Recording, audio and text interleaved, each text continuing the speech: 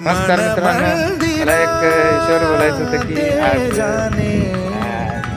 दिवसेंदिवस मंदिरामध्ये गर्दी होत आहे. सोशल मीडियामध्ये दाखवायचं कुठलं काय असू गर्दी होत आहे. आणि हे लोक आहेत ना, हे मंदिरात येतात आणि पाया पडतात, मंदिरात नारळ फोडतात आणि खर्च करतात आणि हार घालतात.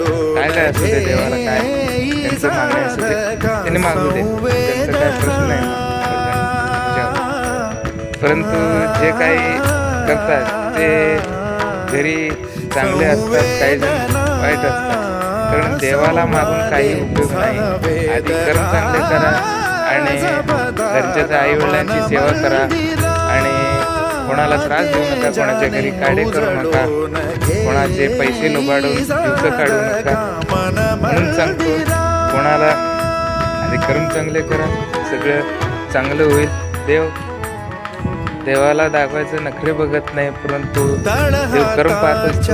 तसं देव माणसाला नखरे दाखवतात, तसं देवाला चालणार नाही. कर्म करा, चांगले करा. ओके, सगळं